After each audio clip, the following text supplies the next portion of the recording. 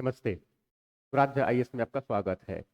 हाल ही में राज्य सरकार के द्वारा बस्तर क्षेत्र के विकास के लिए एक एक मास्टर प्लान तैयार किया हुआ है।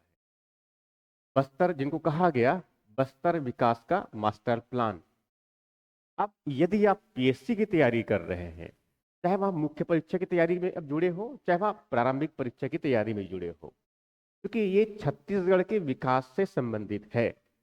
और हमारे जो पाठ्यक्रम है पीएससी का, चाहे प्रारंभिक परीक्षा से संबंधित हो, चाहे वह मुख्य परीक्षा से संबंधित हो, वो छत्तीसगढ़ के सामाजिक आर्थिक विकास से जो है पूरी तरह से जुड़ी हुई है।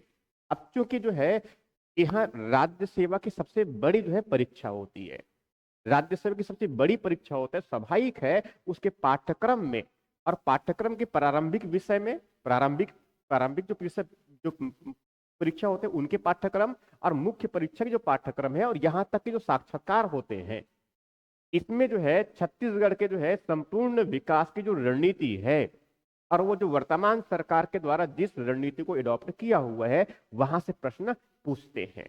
और यदि जो है आप मुख्य परीक्षा की तैयारी कर रहे हो तो बेहद महत्वपूर्ण हो जाता है, चाहे वहां जो है दूसरे पेपर का मतलब निबंध से संबंधित, या फिर जो है चाहे छत्तीसगढ़ की अर्थव्यवस्था के विकास से संबंधित हो, चाहे वह महिलाओं के सशक्तिकरण से संबंधित हो, चाहे आदिवासियों के उत्थान से संबंधित हो।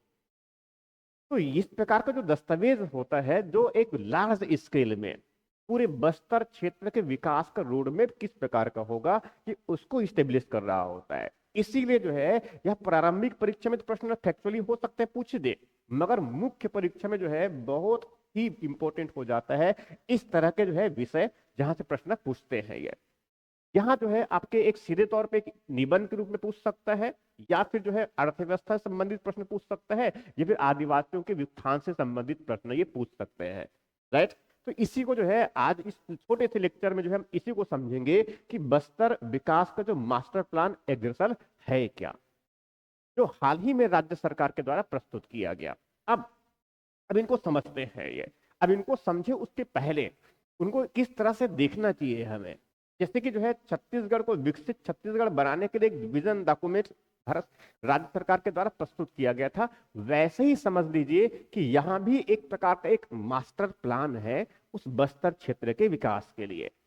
तो अब इस मास्टर प्लान को हम किस तरह से देखें, हमारा नजरिया किस प्रकार से होना चाहिए देखने का, या फिर जो इनको हम किस प्रकार से समझे जिससे यदि मुख्य परीक्षा में यदि प्रश्न पूछा जाता है चाहे निबंध से संबंधित हो या फिर लॉन्ग प्रश्न से संबंधित हो तो उनको हम सही और सटीक तरीके से उनका हम हल कर सके।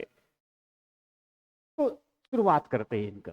जैसे भारत के संविधान का जो दर्शन जो है उसमें जन कल्याण की भावना जो है जुड़ी हुई है। जन कल्याण का मतलब ये होता है कि भारत के समस्त नागरिकों का कल्याण।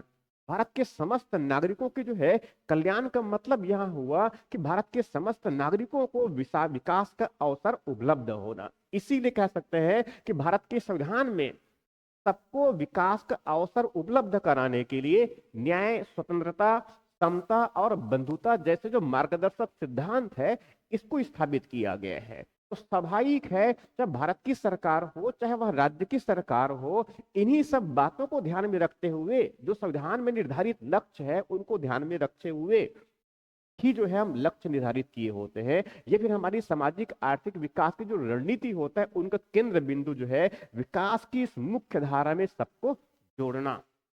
विकास की मुख्य धारा में सबको जोड़ना मतलब विकास एक ऐसा विकास हो जिसमें समाज के सभी वर्गों का समावेश हो।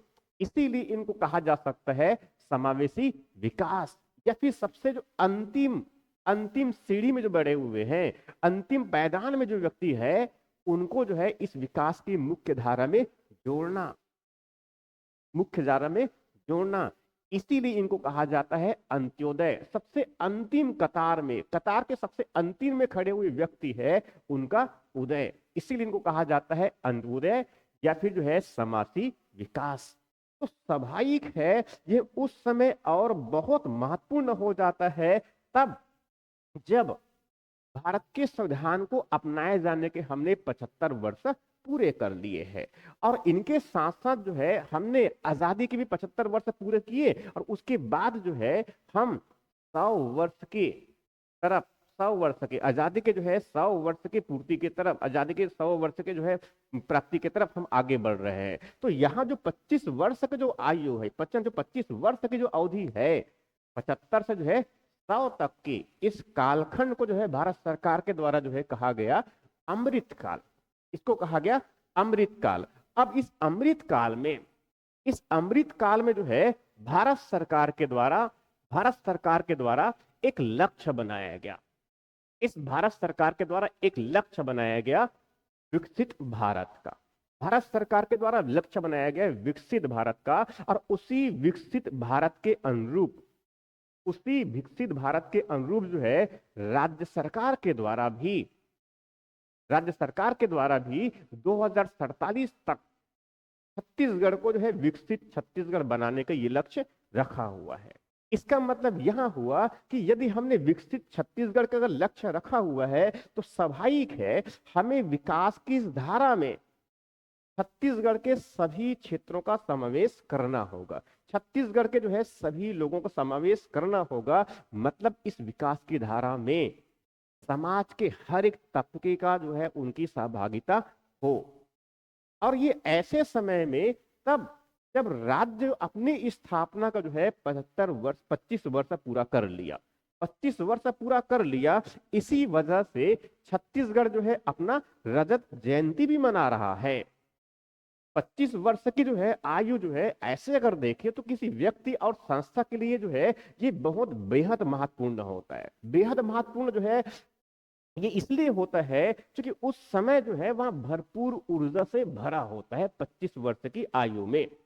तो स्वाभाविक है इस भरपूर ऊर्जा युक्त जो है अवधि में जो है कुछ बड़ा करने की जो है एक क्षमता होती है। 25 वर्ष की आयु में जो है हमने 25 वर्ष की आयु में छत्तीसगढ़ जो है बहुत बड़ी मात्रा में उपलब्धि अर्जित किया है। बहुत उपलब्धि हमने अर्जित किया। वह उपलब्धि जो है चाहे हमारा जो है जीडीपी के आकार को लेकर के हो, चाहे वहां जीडीपी के आकार को लेकर के हो, चाहे वहां जो है प्रति व्यक्ति आय को लेकर के हो, चाहे वहां विद्युत के उत्पादन को लेकर के हो, चाहे वहां सिंचाई के साधनों का विकास को लेकर के हो, चाहे वहां स्कूल कॉलेजेस मेडिकल कॉलेजेस किसी प्रकार से, यहाँ तक कि जो है सड़क रेलवे और एविएशन सभी सेक्टर में जो है हमने बड़ी एक उपलब्धि हासिल की है 25 वर्षों में। मगर वहां जो उपलब्धि है वहां पूरी तरह से हमें संतोष नहीं करता। वहां कई असंतोष से भरा हुआ है। यहाँ उपलब्धि जो है असंतोष से भरा हुआ है। इसका मतलब यह हुआ कि हमने विकास तो हमने बहुत सारे उपलब्धि हासिल किए, जीडीपी बढ़ा लिया हमने, 5.5 लाख तक हमारा जीडीपी हो गया, प्रति व्यक्ति आय जो है 1,62,000 से भी अधिक हो गया। इनके साथ साथ विद्युत उत्पादन जो है पहले जो 7,000 मेगावाट हुआ करता था, 7,300 मेगावाट हुआ करता था, और आज लगभग हम 18,000 मेगावाट के आसपास उत्पादन कर रहे हैं। ऐसे सभी मामलों में हमने बहुत से विकास बनाए। उत्पादन जो है पहले जो है हमारे पास में अनाज का भी अगर देखिए तो खाद्यान्न का उत्पादन बहुत कम हुआ करता था, मगर आज वर्तमान में जो है अनाज का उत्पादन भी क्या है बहुत बड़ी मात्रा में है। तो एक्चुअली जब देखें तो इस प्रकार से हमने जो है विकास के कई मापदंड स्थापित किए हैं। मगर ये जो विकास का जो मापदंड है, ये विकास का जो मापदंड है ये ऐसा है जिसमें विकास में क्षेत्रीय असंतुलन है।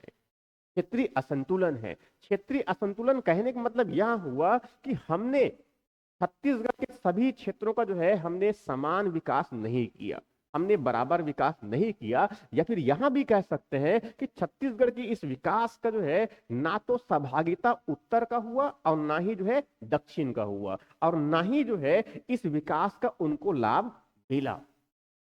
इसीलिए जो है हमें बहुत अधिक संतुष्ट होने की आवश्यकता नहीं है।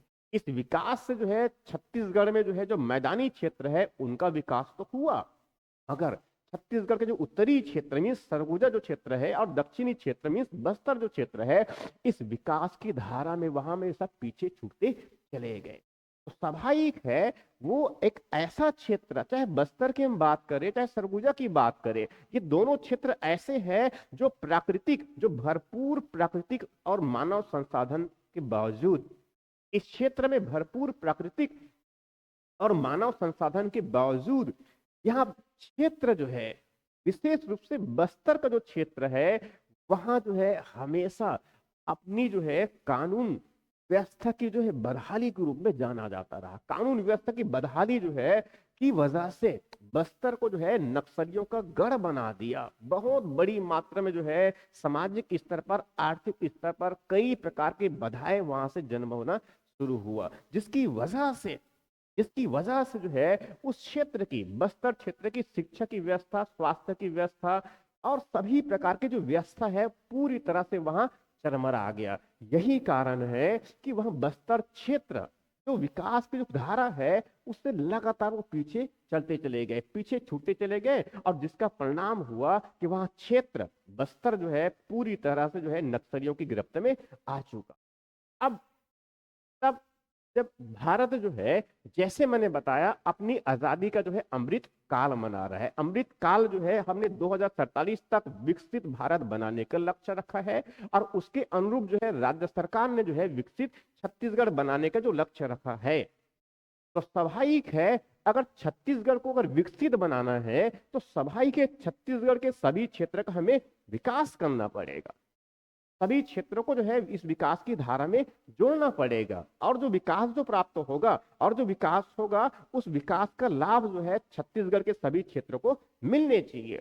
इसीलिए जो है राज्य सरकार ने इस विकास को विकसित भारत के जो है अनुरूप छत्तीसगढ़ ने भी जो है विकसित छत्तीसगढ़ @ 2047 यहाँ जो है एक लक्ष्य बनाया है। और इस लक्ष्य की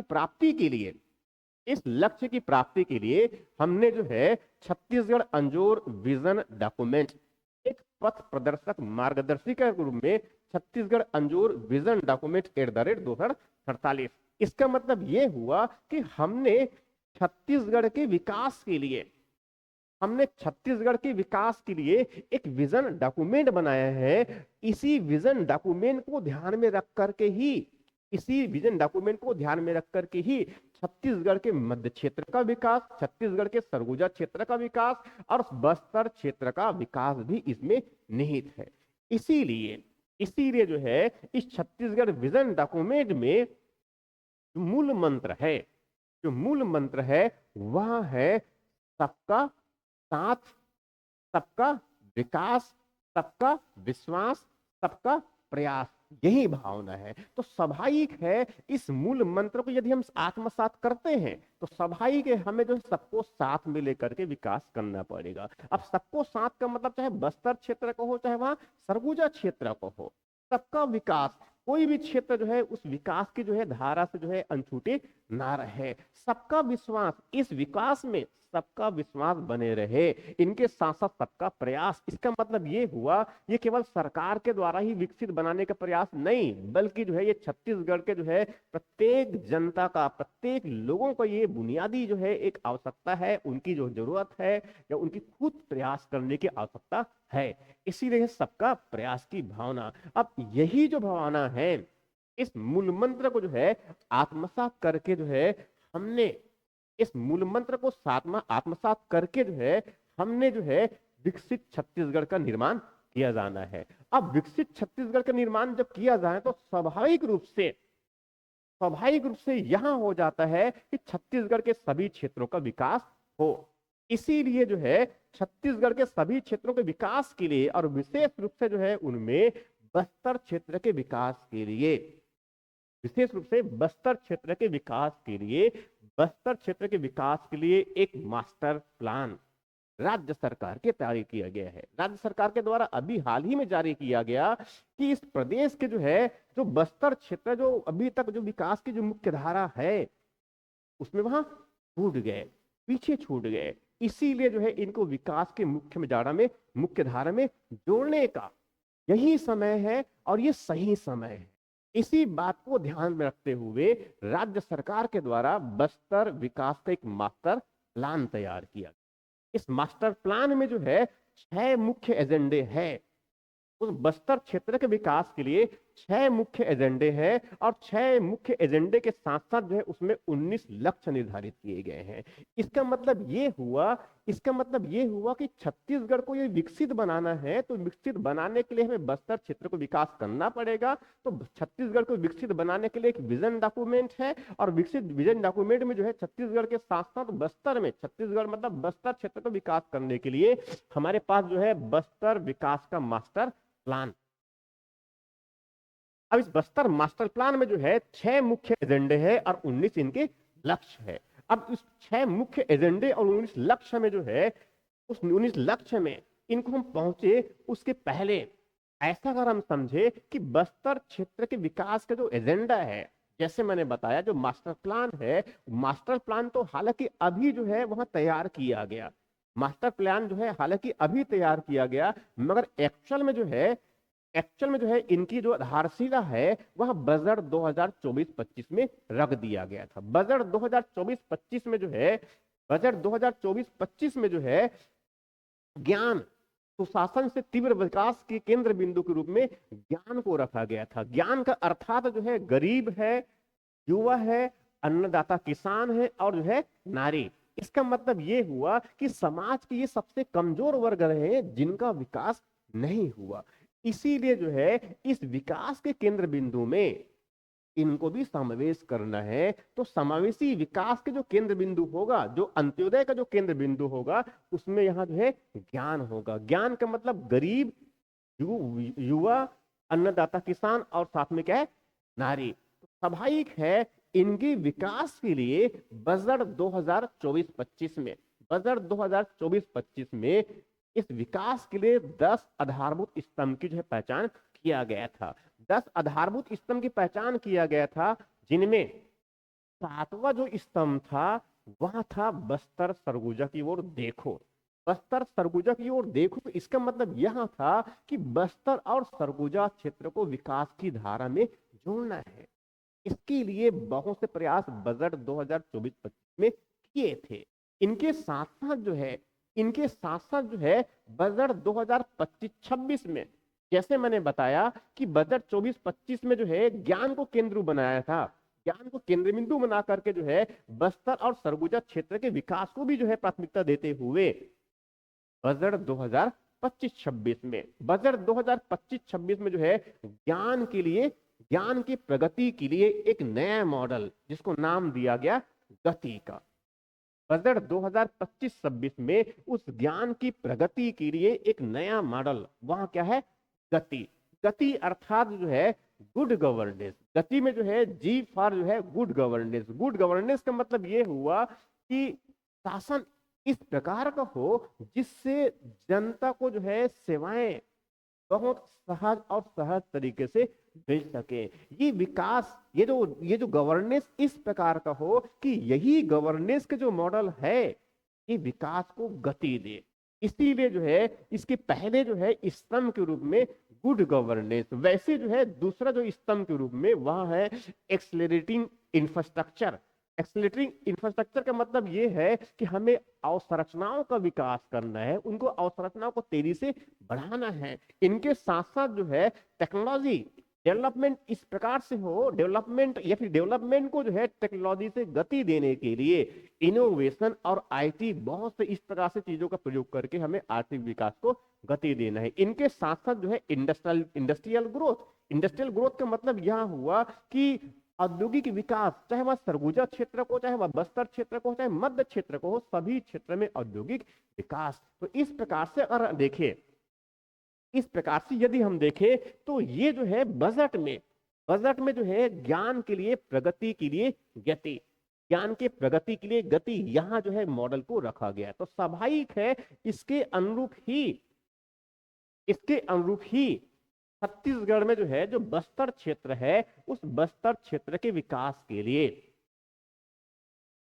है एजेंडा और 19 लक्ष्यों के साथ जो है ये बस्तर विकास का ये मास्टर प्लान। बस्तर विकास का जो मास्टर प्लान है उसमें मुख्य ये 6 लक्ष्य है, मुख्य 6 एजेंडा है। अब 6 एजेंडे में जो है जो पहला एजेंडा है, 6 एजेंडा में जो पहला एजेंडा है वह है आर्थिक विकास और औद्योगिकरण। वहां है आर्थिक विकास और औद्योगिकरण। दूसरा जो एजेंडा है स्वरोजगार और महिला सशक्तिकरण का। तीसरा जो एजेंडा है शिक्षा और कौशल विकास का। चौथा जो है इंफ्रास्ट्रक्चर डेवलपमेंट का। पांचवा पर्यटन सांस्कृतिक विकास। और छठवां जो है सुरक्षा और नक्सल प्रभावित क्षेत्रों का पुनर्विकास। इसका मतलब ये हुआ कि बस्तर क्षेत्र के विकास का जो हमने जो मॉडल बनाया हुआ है उसमें 6 मुख्य उनके एजेंडे हैं।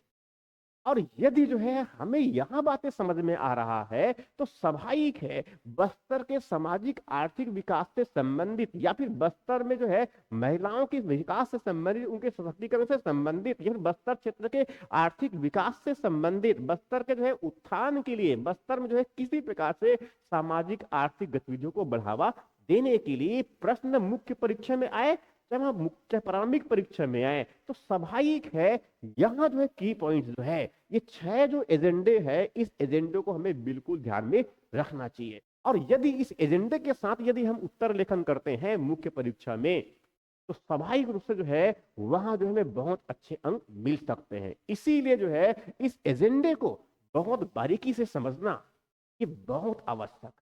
कैसे? इस एजेंडे में जो पहला एजेंडा है आर्थिक विकास और औद्योगिकरण। आर्थिक विकास और औद्योगिकरण का मतलब यह हुआ कि यदि राज्य में हम आर्थिक विकास करते हैं बस्तर क्षेत्र का अगर आर्थिक विकास होता है बस्तर क्षेत्र का अगर औद्योगिकरण होता है तो स्वाभाविक है उस क्षेत्र में जो गरीबी है उस क्षेत्र में जो बेरोजगारी है उस क्षेत्र में जो है कानून व्यवस्था की जो समस्या है उस क्षेत्र में जो है जो अविकास विकास का पहिया जहां पर बिल्कुल नहीं चल रहा है तो स्वाभाविक है यदि उस बस्तर क्षेत्र को अगर हमें विकास की धारा में आगे बढ़ाना है तो निश्चित रूप से जो है हमें आर्थिक विकास और उस क्षेत्र में औद्योगिकरण करने की आवश्यकता है। इसीलिए जो है यह बेहद महत्वपूर्ण है कि उस बस्तर क्षेत्र में यह बस्तर क्षेत्र को एक नए औद्योगिक केंद्र के रूप में पहचान मिले जिससे उस क्षेत्र में आर्थिक विकास और औद्योगिकरण की मात्रा बढ़ सके। इसीलिए जो है इस बस्तर क्षेत्र को एक नए औद्योगिक विकास के केंद्र बिंदु के रूप में हमें डेवलप करने की आवश्यकता है। ये पहला एजेंडा का पहला हिस्सा। इनके साथ साथ जो है इस बस्तर क्षेत्र में तीव्र आर्थिक विकास और औद्योगिकरण को प्रोत्साहित करने के लिए उस क्षेत्र में जो कई प्रकार के जो है जो खाद्यान्नों की उपज होती है मोटे खाद्यान्नों की उपज होती है उनमें तो इसीलिए जो है उस क्षेत्र में हमें बहुत बड़ी मात्रा में कृषि आधारित उद्योगों को बढ़ावा देने की आवश्यकता है। इसका मतलब यह हुआ कि इसमें दूसरे अगर पॉइंट के रूप में अगर देखूं तो वह क्या है कृषि आधारित उद्योग। तो पहला जो है पहले उद्योग ग्रुप पहले इसमें पहले पहले केंद्र बिंदु में अगर देखें तो पहले केंद्र बिंदु में जो है इसमें जो है कि बस्तर क्षेत्र को जो है एक औद्योगिक केंद्र बिंदु के रूप में औद्योगिक केंद्र के रूप में विकास की बात किया मैंने। दूसरा जो है इसमें अगर देखें तो इसमें कृषि आधारित उद्योगों को जो है बढ़ावा देना। कृषि आधारित उद्योगों को बढ़ावा देने का मतलब यह हुआ कि यदि उस बस्तर क्षेत्र में कृषि से संबंधित चाहे मोटे अनाज के उत्पादन हो और यदि उस क्षेत्र में कृषि आधारित उद्योगों को बढ़ावा देते हैं बस्तर क्षेत्र में तो वहां जो है विकास की संभावनाओं को बढ़ा सकते हैं। वैसे ही जो है क्योंकि बस्तर का बहुत बड़ा हिस्सा जो है वन से भरा हुआ है प्राकृतिक संसाधनों से भरपूर है तो स्वाभाविक है उस क्षेत्र में हर्बल और वन आधारित जो उद्योग है उनको भी बढ़ावा दिया जा सकता है। इसका मतलब यह हुआ कि बस्तर क्षेत्र को एक औद्योगिक केंद्र के रूप में विकसित करना कृषि आधारित उद्योग को बढ़ावा देना वैसी हर्बल और वन उत्पाद आधारित जो उद्योग है उनको बढ़ावा देना। इनके साथ साथ उस क्षेत्र में जो प्राकृतिक जो संसाधन है वन उत्पाद है उन वन उत्पादों का प्रसंस्करण करके भी जो है बहुत बड़ी मात्रा में आर्थिक विकास को गति दिया जा सकता है। तो इस प्रकार से जो है इस आर्थिक विकास और औद्योगिकरण में इस प्रकार से जो है इस आर्थिक विकास और औद्योगिकरण में 4 मुख्य बातें हैं। पहली जो बातें हैं बस्तर क्षेत्र को नए औद्योगिक केंद्र के रूप में विकसित करना। दूसरा जो है कृषि आधारित उद्योगों को बढ़ावा देना। तीसरा जो है हर्बल और वन उत्पाद आधारित जो उद्योग है उनको बढ़ावा देना। और चौथा जो है प्राकृतिक संसाधनों का जो है प्रसंस्करण के लिए नए उद्योगों की स्थापना। तो 4 केंद्र बिंदु हुए, तो 4 वो लक्ष्य है और पहले एजेंडे में। उसके बाद दूसरा जो एजेंडा है वह है स्वरोजगार और महिला सशक्तिकरण का। स्वरोजगार का मतलब ये है, हम यहाँ पर सरकारी नौकरी देने की बात ये नहीं कर रहे हैं, ये कह रहे हैं हम सबको जो है रोजगार का अवसर देंगे। बस्तर क्षेत्र के अगर विकास करना है तो स्वरोजगार जो है एक बहुत ही महत्वपूर्ण कदम हो सकता है। और स्वरोजगार के साथ साथ जो है विशेष जो प्रयास किए जाएंगे इसमें वह है महिला सशक्तिकरण का। महिला सशक्तिकरण का मतलब यह हुआ कि महिलाओं को सशक्त करना। तो स्वाभाविक है महिलाओं को सशक्त करने के लिए जो है इसकी रणनीति में जो है हमें वहां केंद्र बिंदु में यही दिखता है। तो इसमें स्वरोजगार और महिला सशक्तिकरण के लिए बेहद महत्वपूर्ण होता है कि महिलाओं के जो है संगठित किया जाए। महिलाओं को संगठित करने के लिए जो है भारत सरकार के द्वारा और इस तरफ राज्य सरकार के द्वारा भी जो है जो कदम उठाया जाता है, उनमें महिला स्वयं सहायता समूह एक बहुत मजबूत संगठन के रूप में उभर कर सामने आया है। इसीलिए जो है महिलाओं को महिला स्वयं सहायता समूह के साथ जोड़ करके उनसे मजबूत करके जो है हमें स्वरोजगार के अवसर को और अधिक बढ़ावा देने के प्रयास करना है। इसका मतलब यह हुआ कि स्वरोजगार और महिला सशक्तिकरण का सबसे बहुत महत्वपूर्ण जो हिस्सा है वह है स्वयं सहायता समूह। तो स्वयं सहायता समूह को जो है और अधिक मात्रा में बढ़ावा देने की आवश्यकता है, इनको और अधिक मजबूत करने की आवश्यकता है। इनके साथ साथ जो है इस बस्तर क्षेत्र में जो है विकास को और बढ़ावा देने के लिए जो ग्रामीण क्षेत्रों में बस्तर जो है पूरी तरह से देखा जाए तो कुछ ही नगरीय क्षेत्र है, तो बाकी सभी जो क्षेत्र बेसिकली क्या है वो ग्रामीण क्षेत्र है। और ग्रामीण क्षेत्रों में जो है हथकरघा हो चाहे वहां इस प्रकार से जो हस्तशिल्प हो या पारंपरिक कोई भी जो उद्योग है, उन उद्योगों को हमें और बढ़ावा देने की आवश्यकता है। उन उद्योगों की और बढ़ावा देने की आवश्यकता है जिससे स्थानीय स्तर पर जो है प्रत्येक व्यक्ति वहां स्वयं अपना रोजगार सृजन कर सके। इसके साथ साथ जो है हमें जो है महिलाओं को केवल स्वयं सहायता समूह के माध्यम से बस जोड़ दिए, उसको मजबूत कर दिए, केवल इतना ही नहीं है, हमें जो है ऐसे नए अवसर को भी तलाश करना पड़ेगा, हमें नए व्यवसायों की खोज करना पड़ेगा जिससे हम आर्थिक विकास की गतिविधियों को आगे बढ़ा सके। इनके साथ साथ जो है बस्तर क्षेत्र प्राकृतिक रूप से अगर देखें तो जैविक खेती के लिए बेहद महत्वपूर्ण है। जैविक खेती को जो है हमें स्थानीय स्तर पर जो है उद्योग की तरह और विकसित करने की आवश्यकता है। इसका मतलब यह हुआ कि दूसरा जो एजेंडा है हमारा स्वरोजगार और महिला सशक्तिकरण का, उनमें महिलाओं को स्वयं सहायता समूह के साथ जोड़ करके उनको और मजबूत करने की आवश्यकता है जिससे वो स्वरोजगार की जो अवसर और बढ़े। इनके साथ साथ जो है इसी ग्रामीण क्षेत्र में, इस बस्तर के उस ग्रामीण क्षेत्र में जो परंपरागत जो हस्तशिल्प होते हैं, हथकरघा जो होते हैं, ये ऐसे परंपरागत जो उद्योग है उनको भी वहां बढ़ावा देने की आवश्यकता है। इनके साथ साथ जो है महिलाओं को हमें नए नए क्षेत्र में जोड़ने की आवश्यकता है जिससे जो है उनके लिए विकास के अवसर नया सृजन हो। इनके साथ साथ जो है इस बस्तर क्षेत्र में रोजगार और महिला सशक्तिकरण के लिए जो है हमें जैविक कृषि के साथ साथ जो है स्थानीय जो संसाधन है, उन स्थानीय संसाधनों को जो है हमें और उनके बेचने की खरीद बिक्री की व्यवस्था को जो है और अधिक मजबूत करने की आवश्यकता है। इसके साथ साथ तीसरा एजेंडा जो है इस बस्तर विकास के मास्टर प्लान का, वह है शिक्षा और कौशल विकास। शिक्षा और कौशल विकास का मतलब यह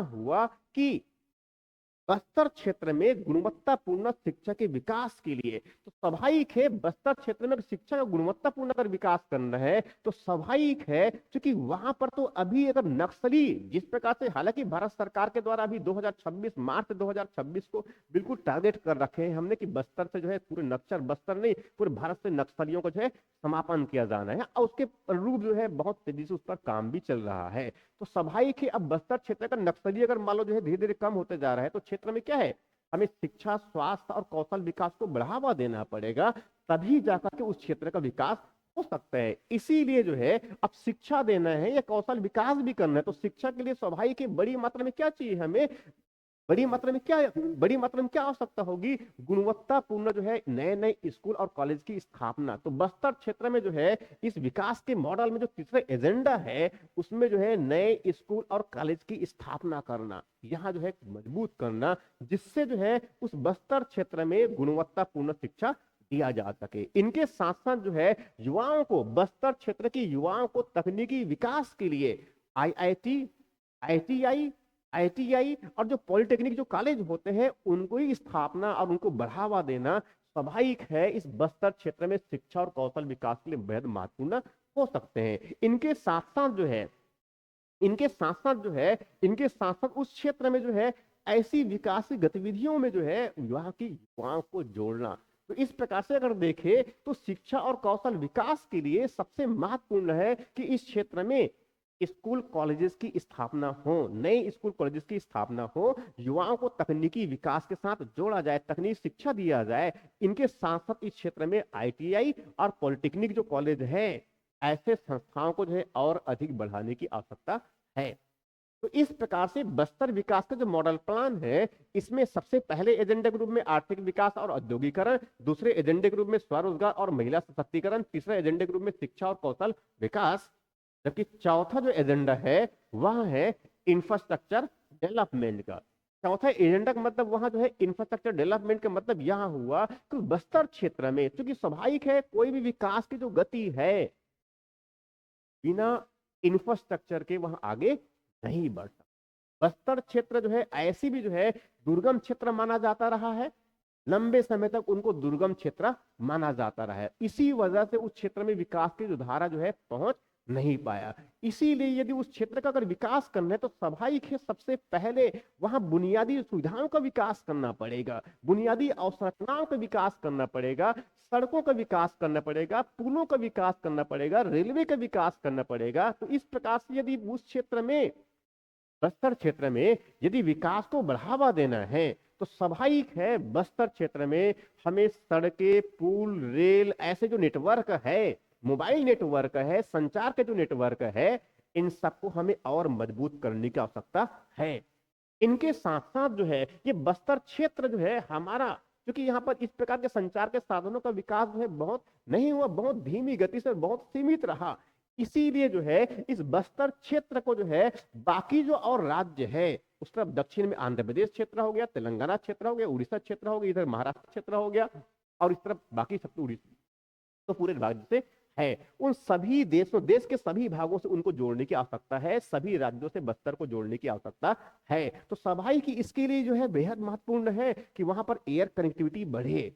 भारत सरकार जो है उड़ान योजना तो प्रारंभ किया है, और उस तरफ जगदलपुर में तो एक हमारा जो है एरोप्लेन जो एयरपोर्ट है हमारा काम करना शुरू भी कर दिया है। पहले उसमें जो है कम मात्रा में वहां पर जहाज उड़ाने भरते थे, मगर उसकी मात्रा भी अब क्या धीरे धीरे क्या है बढ़ रही है। इसका मतलब ये हुआ कि बस्तर क्षेत्र भी जो है अब बाकी और राज्यों के साथ बाकी जो राज्य है उनके साथ जोड़ने की आवश्यकता है।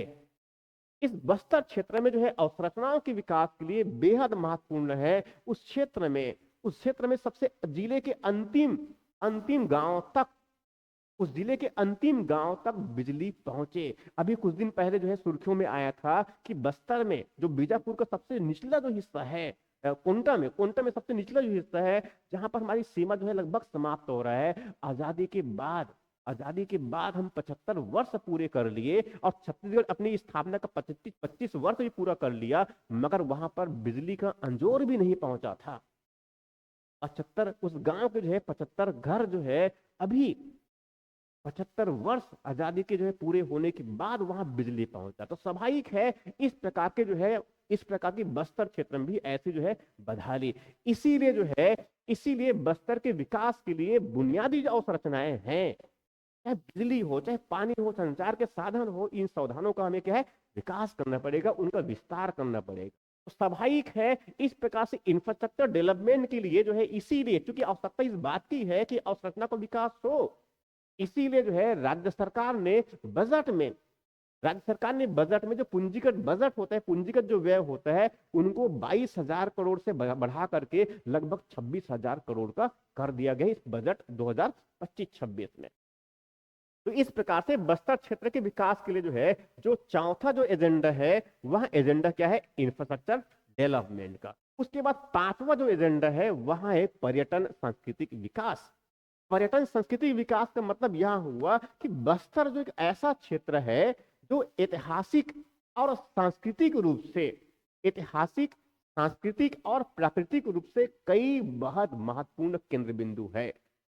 बस्तर के इतिहास से भी अगर देखें तो वहां कई ऐतिहासिक नगर है, उनके ऐतिहासिक कई केंद्र बिंदु है, कई प्राकृतिक स्थल है जिनको पर्यटन के विशेष केंद्र के रूप में डेवलप किया जा सकता है। इसीलिए जो है राज्य सरकार जो है इस बस्तर विकास के इस मास्टर प्लान में उस बस्तर क्षेत्र में बस्तर क्षेत्र में चाहे ऐतिहासिक कोई नगर हो या कोई प्राकृतिक स्थल हो, उनको एक पर्यटन केंद्र के रूप में विकसित करने के लिए, पर्यटन केंद्र के रूप में विकसित करने के लिए, जिससे उनकी जो है पहचान राष्ट्रीय और अंतर्राष्ट्रीय स्तर पर हो। इसके लिए जो है इस बस्तर क्षेत्र में हमें ऐतिहासिक और प्राकृतिक पर्यटन के केंद्र के रूप में इनको विकसित करने की आवश्यकता है। इनके साथ साथ जो है पर्यटन को बढ़ावा देने के लिए, जिससे जो है जो पर्यटक है वो बस्तर क्षेत्र को वहां खुद को आकर्षित करे। इसीलिए जो है ऐसे जो है पर्यटन योजनाओं की जो आवश्यकता है, ऐसे पर्यटन योजनाओं की आवश्यकता है जिससे जो है बस्तर क्षेत्र जो है पर्यटकों को अपनी ओर आकर्षित कर सके। तो स्वाभाविक है जब पर्यटकों का उस क्षेत्र में आवागमन होगा तो स्वाभाविक है वहां एक नई मात्रा में रोजगार का सृजन भी कर रहा होता है। तो इस प्रकार से क्या हुआ कि बस्तर जो है एक विकास में, पर्यटन और सांस्कृतिक विकास के लिए जो है वह एक रणनीति का एक पांचवा एजेंडे के रूप में, वैसे जो है छठवां जो एजेंडा है बस्तर विकास के इस एजेंडे में, जो छठवां जो एजेंडा है वह है सुरक्षा और नक्सल प्रभावित क्षेत्रों का पुनर्विकास। सुरक्षा जो है विकास की सबसे बड़ी जो है चुनौती होती है। यदि किसी क्षेत्र में अगर विकास नहीं हो रहा है तो उसका एक बहुत बेहद कारण जो है, बहुत बड़ा कारण जो है वहां सुरक्षा भी हो सकता है। सुरक्षा की अगर प्राप्ति नहीं है उस पर्टिकुलर क्षेत्र में, कानून व्यवस्था अगर सुरक्षित नहीं है तो स्वाभाविक है किसी प्रकार से विकास की गतिविधियों को आप संचालित नहीं कर सकते। इसीलिए अगर बस्तर क्षेत्र का विकास करना है, उस क्षेत्र की आवश्यकता किस बात की है, वहां सुरक्षा रहे, सुरक्षा रहे। और सुरक्षा के साथ साथ जो है, क्योंकि जैसे मैंने बताया कि बस्तर के क्षेत्र को जो है नक्सल मुक्त बनाने के लिए 2026 का हमने लक्ष्य तय कर रखा है, मार्च तक का। स्वाभाविक है अब नक्सलियों का आए दिन सुने होंगे या तो मुठभेड़ में जो है मारे जा रहे हैं या फिर बहुत बड़ी मात्रा में नक्सली जो है वहां आत्मसमर्पण भी कर रहे हैं। इसीलिए जो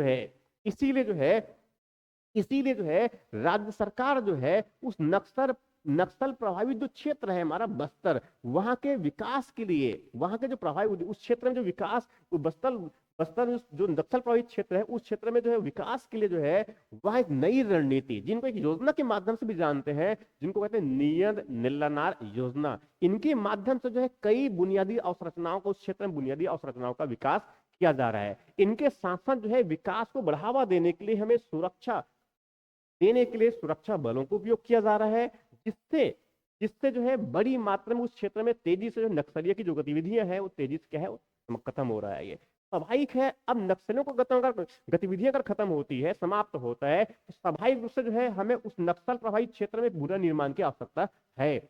इसीलिए जो है राज्य सरकार के द्वारा जो है जो नक्सली जो समर्पित कर रहे हैं, जो समर्पण करते हैं, उनके पुनर्वास की एक नई नीति भी घोषित कर रखा है। तो इस प्रकार से अगर देखें तो बस्तर के विकास की इस मास्टर प्लान में ये 6 मुख्य एजेंडा है और इसके अंतर्गत ये 19 लक्ष्य है। 6 मुख्य एजेंडे में जो है औद्योगिक आर्थिक विकास और औद्योगिकरण, स्वरोजगार और महिला सशक्तिकरण, शिक्षा और कौशल विकास, इंफ्रास्ट्रक्चर डेवलपमेंट, पर्यटन और संस्कृति विकास और सुरक्षा और नक्सल प्रभावित क्षेत्रों का पुनर्निर्माण। यहां जो है बस्तर विकास का ये मास्टर प्लान है। और यदि जो है इनको अब मुख्य परीक्षा में एक निबंध के रूप में पूछे हमसे, या फिर जो है किसी भी अन्य प्रश्न पत्र में जो है छोटे प्रश्न पूछे चाहे बड़े प्रश्न पूछे हुए, हमें मुख्य बातें जो है यही दिमाग में रखने की आवश्यकता है। मगर इन मुख्य बातों को, इन मुख्य जो 6 एजेंडा है, इनको तो ध्यान में रखना है, मगर एक्चुअल में ये जो एजेंडा है बेसिकली जो है यहाँ जो है यहाँ जो है इस बैकग्राउंड से उत्पन्न हुआ है, इस बैकग्राउंड से उत्पन्न हुआ है। तो बैकग्राउंड में क्या है, एक फ्लेक्सिबिलिटी है। किस प्रकार से हमने जो है ये रणनीति बनाया हुआ है बस्तर विकास का जो मास्टर प्लान। यहाँ जो है, यहाँ जो है आज की सेशन में हमें इतना ही डिस्कस करना था। ऐसी जो है किसी विशेष टॉपिक पर भी और आगे हम लेक्चर करते रहेंगे। आपका बहुत बहुत धन्यवाद।